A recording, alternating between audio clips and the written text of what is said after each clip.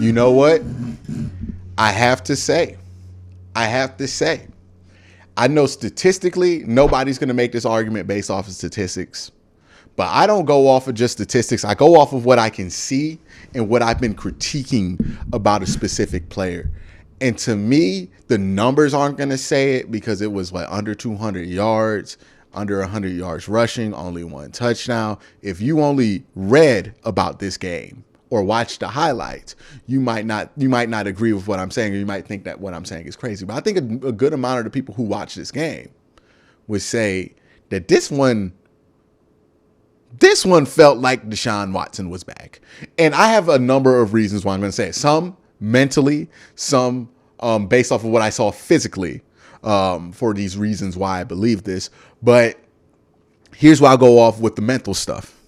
If you watch Deshaun's energy the first two games back, he had a weird energy where he wasn't celebrating things that went well offensively. He was kind of stoic, and he just didn't seem like he was himself and like he was in command of stuff. Then that second game came by, and he seemed like he was in command of the offense. He seemed like he was getting things together. And today felt like D-Watt was truly in charge. You know what I mean? He was doing the D-Watt stuff, right? He was doing the celebrations with the guys on the touchdowns. He was yelling at receivers who weren't in place. Like, it felt like this was the first game where Deshaun Watson ran the offense and it was his. He felt like it. You could tell mentally, he felt like this was his offense. And when you ran the wrong route or didn't adjust the right way, you were messing up his offense. It felt like his. That's an important step. He didn't have the gaudy numbers because, one, it was a very climate adverse day. Two, the game didn't require that, right? The score is only 13-3. Remember, K. York missed 2 field goals that they settled for, basically. And that would have been a different score. But it was that stuff mentally where I'm like, okay, he's back. Now, physically, some of the stuff that I saw was the feet. Now, I'm going to be interested to see if my initial glance over the game is a correct one. Because from my initial glance, it felt like his feet were better. The ball came out quicker because he was wasting less time with his feet, right? Like, that was something that I felt like made a marketable improvement, was his feet and his ability to just not waste time in his drops and get to where he was supposed to. I pointed out in the film breakdowns a couple of times where he would take 7 steps in a 5-step drop, or it's a 3-step drop and he's taking too much time, like the play to Amari Cooper that he missed on the blitz last week.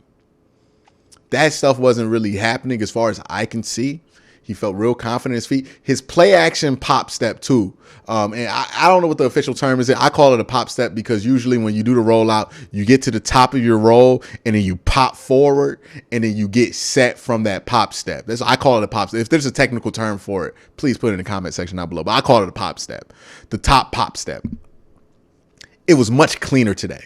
It didn't seem like he was half stepping to get into his pop step. It seemed like he was naturally getting to his pop step on his third turnaround step. So it felt like mechanically he felt better. Accuracy wise, he made a couple of just excellent throws. They weren't like big plays as far as yardage, but they were really good throws. As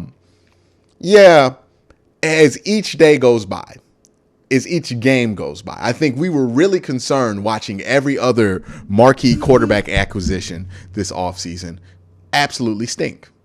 And we were kind of getting nervous about, is that going to happen with Watson before he even played? And then he played that first game and people were nervous. And I guess people talked themselves out of what looked like a decent second game. But I've seen him for 3 games. I'm very confident that he's still the same player he was in 2020. He might even be a better player eventually. But at the very least, he's still the same guy that we know. He has not lost anything. It is coming back at the expected rate. I wouldn't be surprised if he has a big game here coming soon. It feels like it's bubbling at the surface. But yeah, as far as the Watson stuff goes, as a player, he looks back. Like I that was my takeaway after this game is I think he's fully back. Like I think he's Deshaun Watson. I don't think we're going to be talking about Russ for much longer.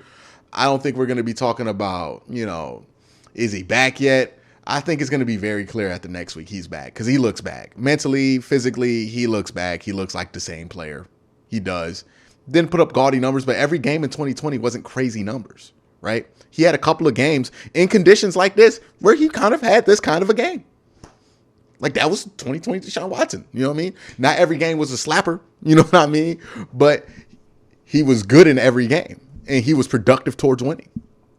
And that's what he was today. Nick Chubb, I felt like really good fourth quarter. I felt like the offensive line had a much better fourth quarter once they wore down that Ravens defense. And also remember, like, this Ravens defense is one of the best in football right now, right? Roquan Smith, they have a ton of line production, a ton of pass rushing production in this game, and going in this season so far. Even Marcus Peters, like him going out probably helped them because he's been terrible. But Marlon Humphrey's been very good the last couple of weeks. This has been a really good defense that they played against, a defense that has held teams under 10 points. So this is nothing to sneeze at. This isn't like the offensive side of this is nothing to sneeze at. Defensively, there's some stuff there and I'm like, I don't know how seriously I can take it because the Ravens offense just isn't good. But defensively, they made some great plays. But offensively, the positive stuff you took away from this, especially from the quarterback position, nothing to sneeze at. Also, Deshaun Watson's first game without making a turnover back, right? Not something like I'm going to give him a trophy for because like that's expected. But, another sign that he's back. Right, he's not making one of those plays where he's late with his eyes or he's late to a throw, he's late to a spot, and he's throwing an interception. You know what I mean? Like I feel like he's back. We'll see if I'm right or wrong about that. But I feel like he's back. I feel like it's pretty obvious. But I don't think anybody but like people who really look closely into this are going to catch on because they're just going to look at the numbers. But I think he's back. Nick Chubb was pretty good in the fourth quarter. I kind of brought that up. Defensively was really where people shine. Felt like Perion Winfrey had a good game. Myles Garrett was excellent as always. He had 1.5 sacks, got them both at the end of the game. His pressure numbers are great. His win rate's great. I thought Perion Winfrey was pretty good for most of the game. And then Grant Delpit, he might be the Browns' best run defender. He might actually be the Browns' best run defender because every time a big run play is made in the run game for the defense, Grant Delpit's right there. So give that man his respect. He might be the Browns' best run defender. Like, real talk, not even joking. Like, I'm dead serious. He might be the Browns' best run defender. Who else played well? Denzel Ward got a great interception. I felt like the secondary played well, given the fact that they were only going up against 4 wide receivers, so, like, they weren't even going to get tested. But I thought the secondary played well. Thought Joe Woods called a fine game. You know how Joe Woods is. Like, when you're absolutely fed up with Joe Woods, he'll give you a good game. When you're kind of fed up with Joe Woods, he'll give you some mad. And when you are dumb enough to think, hey, man, maybe this Joe Woods thing might work out, he'll remind you that it's not. He'll come through in that moment. That's kind of what he does. So we all know what the Joe Woods stuff is. John Johnson played well, too, before he went out in this game. And Jadeveon Clowney went out with a concussion early in this game. So I thought Alex Wright played well, too. He came in off the bench, played well. Alex Wright, good stuff from him. Perion Winfrey, good stuff from him. 2 rookies that you love to see good stuff from. Martin Emerson, we've been seeing good stuff from him all year. And linebacking-wise, you had 3 backups in. Felt like Deion Jones probably had his strongest game of the season. Felt like he played really well. Had to see the tape to confirm that, but still feel like strong performances across the board from a number of players today. I think this was a good team win. Now, we can talk about special teams, and I think that's what we're going to have to talk about because Cade York was terrible. And look, man, I'm not going to harp on Cade York. I obviously think him missing those field goals stinks. But, like, here's where I'm at with kicker. Y'all know my mentality. People think I hate kickers. I hate how people value kickers. And what I mean by that is there's never a reason to draft a kicker, period, I think. Because the only kicker that's still with this team that he got originally drafted to is Mason Crosby. Every other kicker that's been drafted either got cut by their original draft team and signed somewhere else, and they caught on with the second team. Think about Zane Gonzalez. He caught on somewhere, right? Austin Seibert caught on somewhere. You're kind of wasting your time in beta testing a kicker for somebody else when you draft one. And that's usually how that thing works out. And I say that to say this. We don't know how to evaluate kickers. We need to stop acting like we have any idea how to evaluate kickers. We don't know how to do this. Our process stinks. We don't have a process. What do kickers do at the combine that's specific to being a kicker that actually matters? What do kickers do at their pro day that's specific to being a kicker that actually matters? Because seeing a guy kick a ball in a dome in shorts is not anything that's our process for evaluating these kickers stinks. And part of it stinks because we have to evaluate them in good weather. We can't just make the winter come up in the middle of March. The process is flawed. And when the process is flawed, the way to beat a flawed process isn't to be the smartest guy about this flawed process, because that will always lead you to a flawed result. The best way to get around a flawed process is by sheer numbers. And what I mean by that is just keep signing kickers and keep signing kickers until one sticks. You just have to go with probability over process, right? And that's my theory with kickers. You're not going to be the genius who finds the one good kicker, but you can be the idiot that just falls into one because you kept cycling them in enough. You can't be a genius about this stuff. Some of this shit is random. And I would wish that we would concede to some of this stuff being random sometimes, and kickers just random. Do we need a new kicker? I don't know. But if K. York misses kicks next year, he's gone, bro. And we just going to have to go through the cycle. Like, let's just do the cycle, man.